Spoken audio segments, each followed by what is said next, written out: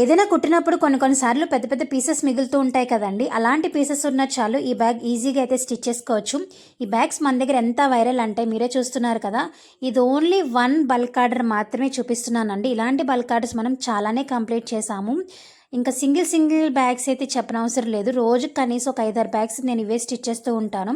So ఇలాంటి bag చాలా ఈజీగా కటింగ్ అండ్ స్టిచ్చింగ్ చూపిస్తానండి. వీడియో లాస్ట్ వరకు చూసి నచ్చితే లైక్, షేర్, సబ్స్క్రైబ్ చేయడం మర్చిపోవద్దు. ఒక క్లాత్ని నేను వెడల్పు 12, పొడవు 16 ఇంచులు తీసుకున్నాను. ఇదే సైజులో ఫామ్ షీట్ తీసుకోవాలి. నాన్ వేవ్ని మాత్రం 4 వైపులా కూడా కొంచెం ఎక్స్ట్రా తీసుకోండి. ఎందుకంటే కుట్టిన తర్వాత ఫామ్ షీట్ అనేది కొంచెం సాగుతుందండి. సో అలాంటప్పుడు కుట్టేసాక లాస్ట్లో నాన్ వేవ్ మనకి సరిపోదన్నమాట. అందుకని కొంచెం ఎక్స్ట్రా తీసుకోవాలి. అలాగే హ్యాండిల్స్ పొడవు 14, వెడల్పు 3.5 తీసుకున్నాను. ఇప్పుడు ఈ ఫామ్ షీట్ని, నాన్ వేవ్ని, మెయిన్ ఫ్యాబ్రిక్ని కలిపి కుట్టుకొని మధ్యలో లైన్స్ లాగా డ్రా చేసుకోవాలి. ఈ మధ్యలో వేసే లైన్స్ కూడా చాలా ఇంపార్టెంట్ అండి. లైన్సే కదా అని చెప్పి అక్కడొకటి అలా వేయకూడదు. చిన్న బ్యాగ్స్కి అయితే ఒక 2 ఇంచెస్ గ్యాప్లో వేయండి. పెద్ద బ్యాగ్స్కి అయితే 3 ఇంచుల గ్యాప్లో వేయండి. ఎందుకంటే పైకి కనిపించేది ఇదే కాబట్టి మనకి అంటే నీట్గా కనిపించడం కోసం. మీకు ఫ్రీ హ్యాండ్ వేసేయగలరు అంటే వేయండి, లేదంటే స్కేల్తో డ్రా చేసుకుని వేసుకోండి.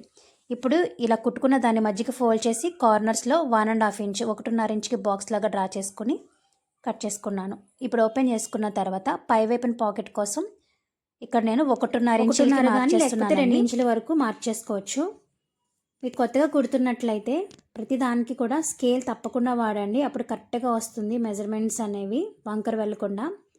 ఇలా కట్ చేసిన తర్వాత బిస్కెట్ కలర్ జిప్ తీసుకున్నాను మ్యాచ్ అయ్యేది.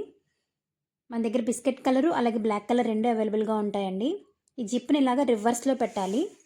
రివర్స్లో పెట్టేసి ఒక స్టిచ్ వేసుకొచ్చేయండి. అటు నుంచి ఇటు సమానంగా పెట్టుకొని పాదం వెడల్పులో వేసుకుంటే సరిపోతుంది.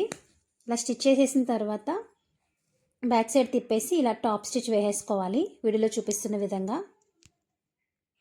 అయితే నేను ఎన్నిసార్లు చెప్పినా కూడా మళ్ళీ కొందరైతే మెసేజ్ పెడుతున్నారండి, రా మెటీరియల్ ఎక్కడ దొరుకుతుందండి. మన దగ్గర అవైలబుల్గా ఉంటాయండి అన్నీ కూడా. ఇప్పుడు ఈ 1.5 పీస్ ఉంది కదా, ఈ పీస్ని జిప్ పైన పెట్టేసి ఒక స్టిచ్ వేసేయాలి. అండ్ నేను యూస్ చేసే మిషన్ ఏంటి, సూది ఏంటి, దారం ఏంటి అని అడుగుతున్నారండి. నార్మల్ మిషనే, నార్మల్ సూది, నార్మల్ దారాలేనండి. దీనికోసం ప్రత్యేకించంటూ ఏమీ ఉండవు. ఇప్పుడు దీనికి కూడా బ్యాక్ సైడ్ నేను టాప్ స్టిచ్ అనేది వేసేస్తున్నాను.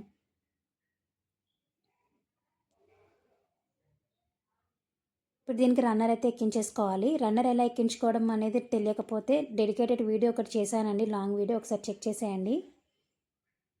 రన్నర్ ఎక్కించుకున్న తర్వాత పాకెట్ కోసం వెడల్పు 12 అలాగే పొడవు 7 ఇంచులు తీసుకున్నానండి. ఈ పీస్ని మనం జిప్ అటాచ్ చేసాం కదా, అటువైపున పెట్టుకొని బ్యాక్ సైడ్ 4 వైపులా కూడా కుట్టేసుకోవాలి. కింద వైపున ఇలా ఫోల్డ్ చేసుకోవాలి.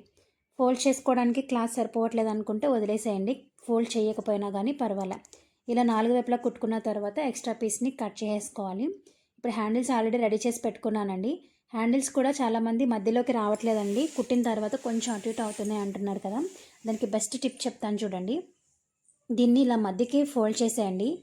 మళ్ళీ ఇంకొకసారి మడత పెట్టి మధ్య ఎక్కడి వరకు వచ్చిందో చూసుకుని అక్కడికి ఒక మార్క్ చేసుకోండి. దీనివల్ల ఏంటంటే మనం కుట్టిన తర్వాత సైడ్ ఒకేలా అటు ఇటు అయినా కూడా మధ్య నుంచి చేస్తున్నాం కాబట్టి కరెక్ట్గా వస్తుంది. ఈ మధ్యలో మార్క్ చేసాం కదా, ఆ మార్క్ దగ్గర నుంచి ఇటువైపు 2 ఇంచులు అలాగే అటువైపు 2 ఇంచులకి మార్క్ చేసుకోవాలి. 2 ఇంచులకి మార్క్ చేసాం కదా, దానిపైన హ్యాండిల్స్ పెట్టి స్టిచ్ చేసుకోవాలండి. దీనివల్ల ఏమవుతుందంటే ఒక్కొక్కసారి స్టిచ్ చేసినప్పుడు అటు ఇటు 1/2 ఇంచు వెళ్ళినా కూడా సైడ్స్ మనం కట్ చేసేస్తాం కాబట్టి ప్రాబ్లం ఉండదు. మీరు మధ్య నుంచి తీసుకున్నప్పుడు ఏమవుతుందంటే 2 సమానంగా వస్తాయండి. హ్యాండిల్స్ అనేవి ఒక దగ్గరే ఉంటాయి, లేదంటే కొంచెం అటు ఇటు అయ్యే ఛాన్స్ ఉంటుంది. సో ఇది బెస్ట్ అండి ఏ బ్యాగ్ అయినా సరే.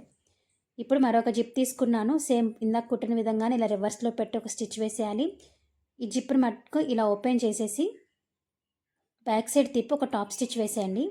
ఆ ఓపెన్ చేసిన జిప్ ఉంది కదా, ఆ జిప్ని దీని ఆపోజిట్ సైడ్ ఉంది కదా, దాని వైపున సేమ్ ఇదే విధంగా స్టిచ్ చేసుకోవాలి.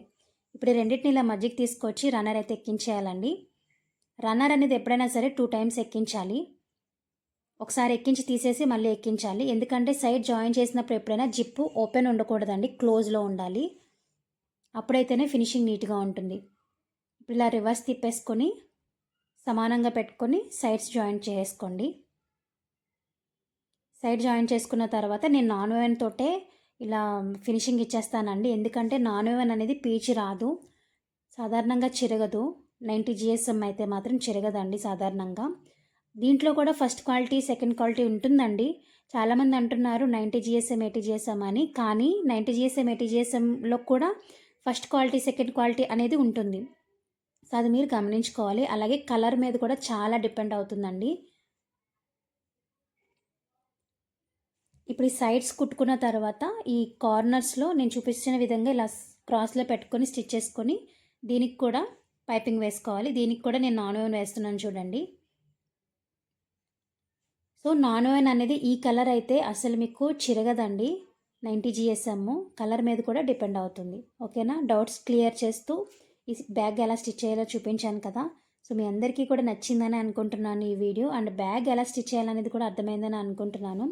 ఇంకా మీరు చాలా బ్యాగ్స్ అడుగుతున్నారు. ఒక్కొక్కటిగా నేనైతే మీకు పోస్ట్ చేస్తానండి కంపల్సరీ. స్టిచ్ చేసేటప్పుడు షూట్ చేస్తున్నాను. బట్ ఎడిటింగ్కే నాకు టైం ఉండట్లేదు. అండ్ ఈ బ్యాగ్స్ అన్నీ ఒకరైతే ఆర్డర్ పెట్టుకున్నారు. వీడియో నచ్చితే లైక్ చేయండి. Thank you.